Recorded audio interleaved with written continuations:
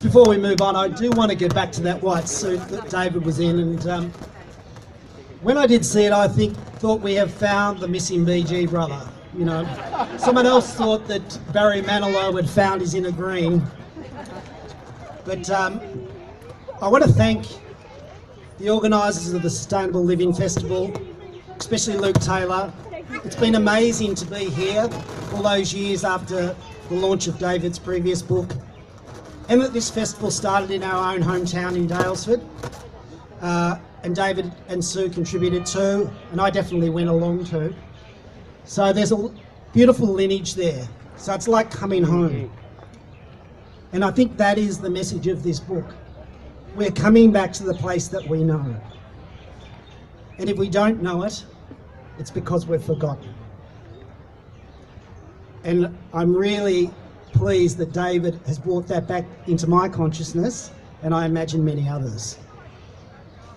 Now, our next guest, you know, where do you start? Like America, they have Prince, Madonna, the UK, Nigella, Adele, Fergie when she was popular. And in Australia, we have Costa. And when you have made it, that is when you are known by the one name. Ladies and gentlemen, Costa.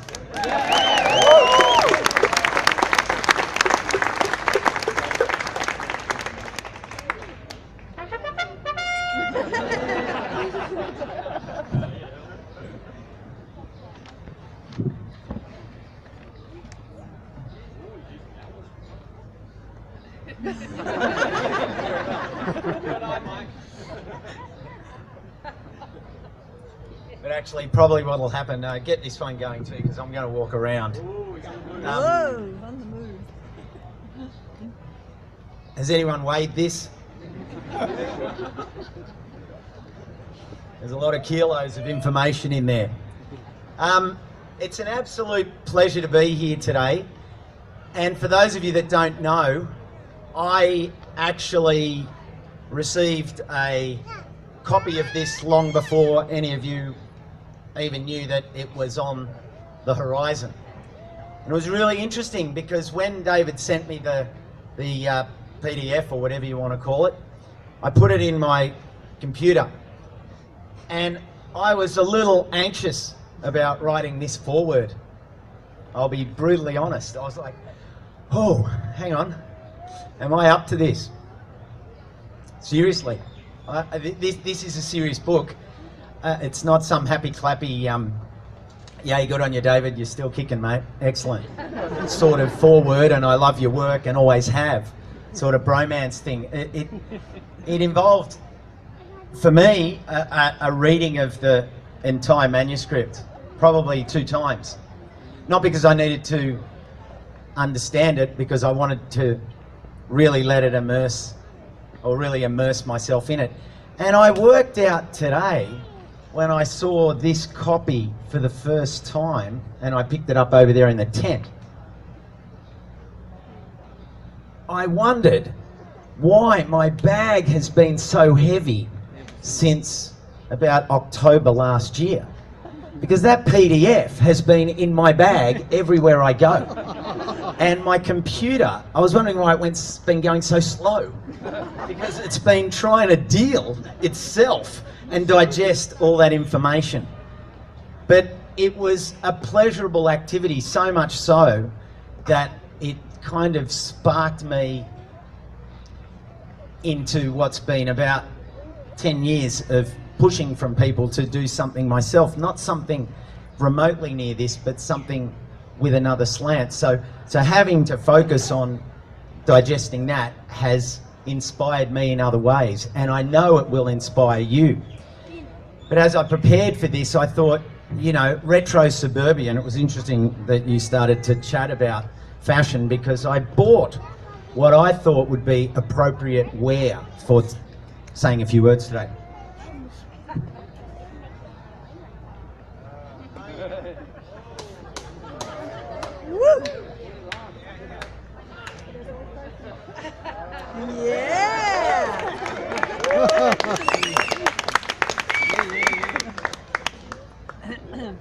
This is authentic. This is probably 1950s. Keep naked flame away. I'm under a catastrophic fire threat rating at the best of times. When I wear something like that, just having my hot, overheated computer in my backpack could produce a little pile of ashes right before your eyes. Splash them in the Yarra and wish me well if that does happen. How appropriate that we're here today, where David has launched books previously. How appropriate that we're here at the National Sustainable Living Festival. Not the Melbourne Sustainable Living Festival, the National Sustainable Living Festival. This festival has gravity because it's stayed the distance. It's not falling off the edge of the river anytime soon. So to be able to launch it here, we launch everything that David is sharing, but we launch everything that David and the Sustainable Living Festival brings. Because I look out in the crowd, now I see the Almonds. They travelled right up the north coast of Australia with their family on a push bike. That is a big part of this book. I see Kirsten and Nick from Milkwood Permaculture. What they have been doing for a long time, oh, and Asher too, of course, sorry buddy. What they have been doing for a long time is taking this and shoring it up. Like an adventitious root out of a banyan fig, out of a banyan tree.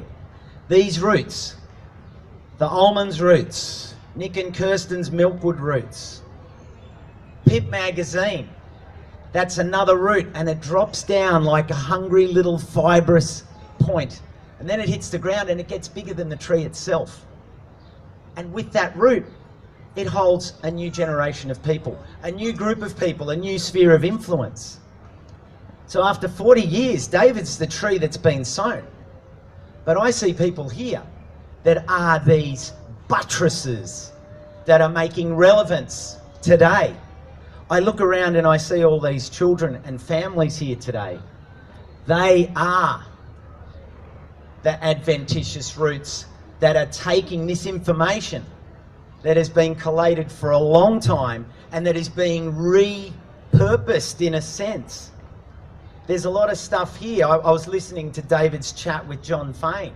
And he goes, oh, that's just a Earth Lover's Handbook of the 2018, isn't it? The Earth Lover's Guide or the Earth Lover's Handbook was a tome of that time. David's work is 40 years, but he's had a capacity to move. He's not like a tree with roots on the surface that sucks at the nearest bit of water and then the wind comes and kapunk. He's buttressed by all of you who are out there doing amazing things, and he takes strength because you bring up new and fresh minerals to fuel this. I was thinking when I was coming back from Rockhampton yesterday about a concept, and I thought because I'm in Melbourne and because the tennis was on recently, I'll use a tennis analogy. Take it or leave it. It's kind of all right. And I wrote down here, playing tennis, and when you choose to serve, you back yourself to lead. There's a risk. There's a serious risk. If your serve's not quite up to it in that first game, you go behind and then the set's lost. I said, you roll the dice. You have to step out and set a tone. David has been doing this from the moment that he and Bill collaborated and then moved forward in their respective matches, in their respective fields of endeavour and competition. Think about it, leading all the time. You put yourself out there. That can be very tiring. That can lead to burnout. it can lead to sort of, oh well, I've done my bit. But the reason why he sat there and looked about 18 years old in that white suit was because he has a capacity to change. Not change the core message, not change the truth, but change his ability to draw and to share. And I'm kind of really chuffed that I had that image of those trees. So in 1895, someone in Rockhampton planted 4 of these trees. They now spread literally from Flinders Street Station to halfway down this pathway, because the roots and the tree just grows and grows and grows. And I think when I look at David's 40 years,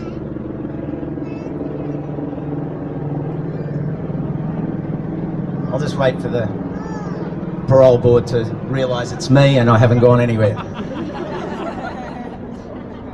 It's usually Saturday check-in at midday. I don't know how I got through the border last night, but I snuck in. It was about 11 o'clock.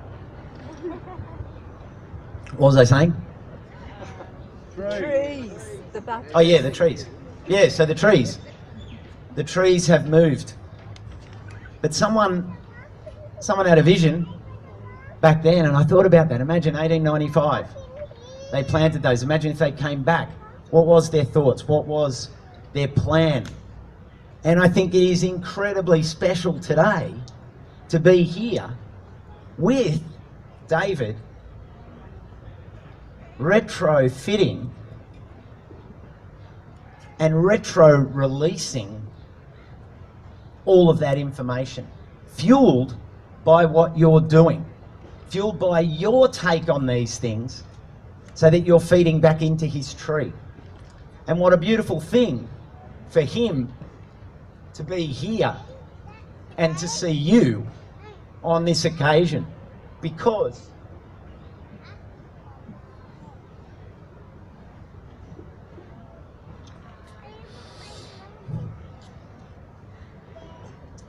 this book isn't something that's just going to go, oh yeah, that was 2018, and this book is something that you can give to your great-great-grandchildren, because the information in this book isn't dated. The information in this book isn't going to change. The engagement with the information is what changes. And that's where each and every one of us are influencers. Each and every one of us are influences of change. We have spheres of influence. Think about it. What's your connection to these children, or the children in your world, or the children in your street? That's the place of change. I received, and the interesting thing is, we have such capacity to share this information now. How many people are live streaming this? I was live streaming that. There was 1,000 people watching just now as David made his talk, and they were all around the country. When he launched his book barely 15 years ago, you could not do that. So when you think about our capacity to share and buttress this information, whilst we can be overwhelmed by the big picture and think, oh, what difference can I make? Rest assured, your little adventitious route, slowly buttressing into a support mechanism of this information, is what's needed. After 40 years of delivering this information, where has David returned to? You think back to the beginning of permaculture. What did the permaculture education have to do? It literally had to pull people out of a societal direction and image of big is better, we've got it all, we're going well. It had to pull people out on a 2-week PDC to say, just step out of that, because we need to give you all this information without the chatter, without the clutter. But what's happened now?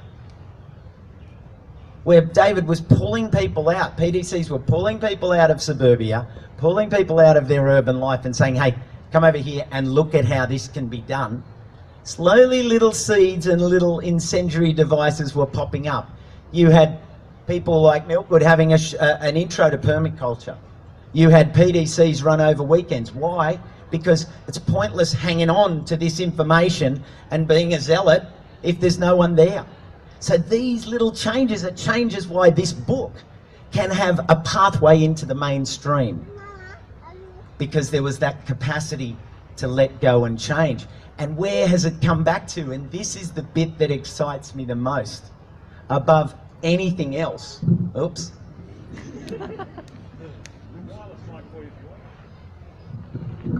That's better. This is the thing that excites me the most, that out of all of the big ticket issues, out of all of the challenges, all of the facts that we face, what does it boil back to? Suburbia. We all have a bit of suburbia in our DNA. That's why we can relate to this. That gives us the key to take that DNA and share it with people, because we're not selling some make money rich scheme. We're actually selling something that's part of us. And that is what I believe is the difference here today. This is a handbook of information that anyone can pick up, whether you have years of experience in sustainability and the environment, or whether you have been brought along here today by a friend and you don't even know what the word permaculture means. You can grab hold of this, and I think I said in the foreword something like this.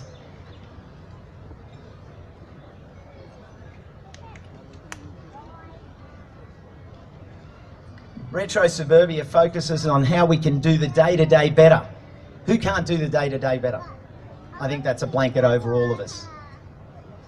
In our kitchens, our bathrooms, our bedrooms, our garages, our backyards, our rooftops, our gardens, our pantries, our cupboards.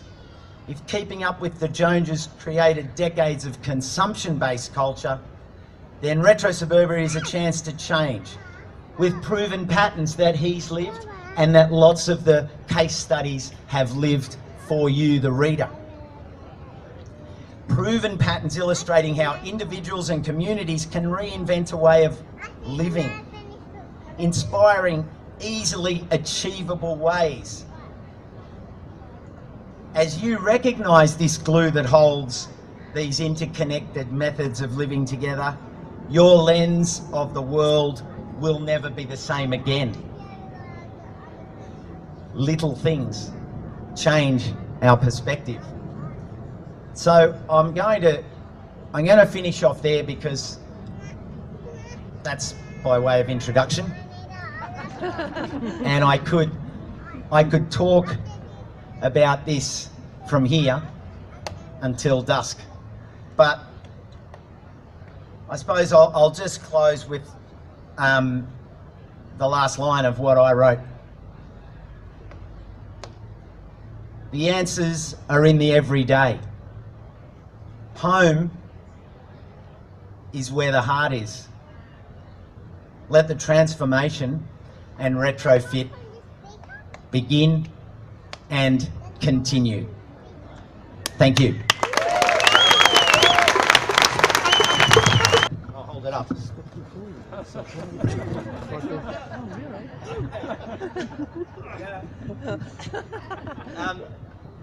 I just forgot to do what I was asked to do.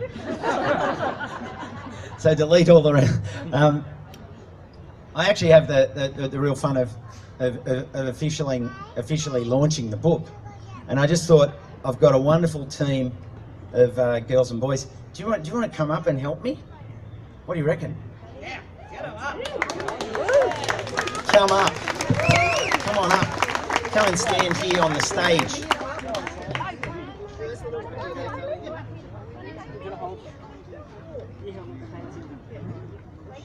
Now, just as far as a word goes that each of the boys and girls can say, do you officially say a book is open? Or do you say it's launched? Or what do you say? Launched. Okay. So yeah, this is like a rocket ship, okay, boys and girls? So what I'm going to do is I'm going to say, big long drum roll. Where's Charlie? Oh, a trumpet roll. Da, da, da, da, da, da, you know, da, da, da, da, sort of thing. And then what I want each of you boys and girls to say when I come to you, can you say the word launched? Launch. Launch. Yeah, okay, good. Hang on, not yet. It'll go off early. We could split the binding. Okay. So I'm going to go along and I'm going to go launch, launch, launch, launch, launch. And then when we get to, who wants to be last? Would you like to be last? Yeah, I think you what's your name? Winter. Okay, Winter. You're going to be last. And can you say launched for me when I say?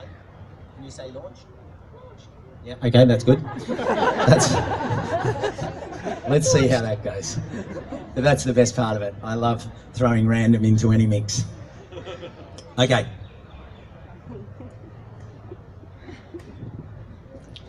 Ladies and gentlemen, boys and girls, sustainability zealots, beginners and novices, visitors to the Sustainable Living Festival 2018, stall holders, passers-by, people of Flinders Street Station. It gives me great pleasure on this, the 10th, is it the 10th or the 9th? Thank you. On this, the 10th day of February 2018, to be gathered here with all of you to officially, I can't say the word launch yet, what's a synonym? Release, thank you. To officially release RetroSuburbia into the consciousness. Oh, hang on, don't go off yet. And I have a release team who are going to do the other word upon my request.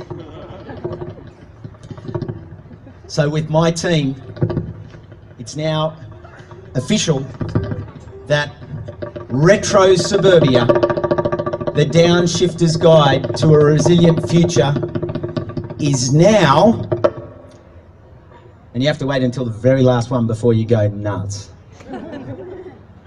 and beans, is now officially Launched.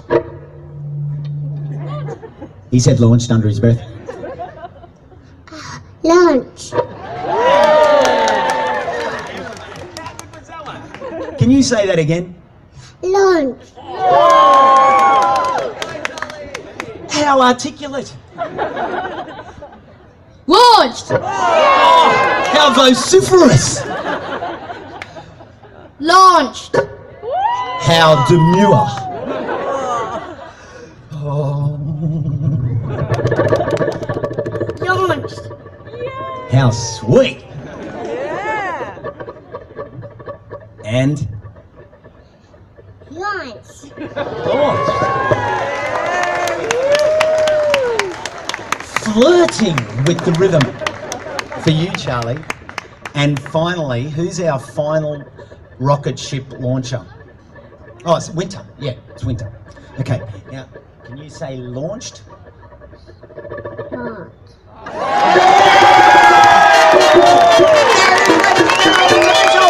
RetroSuburbia is launched!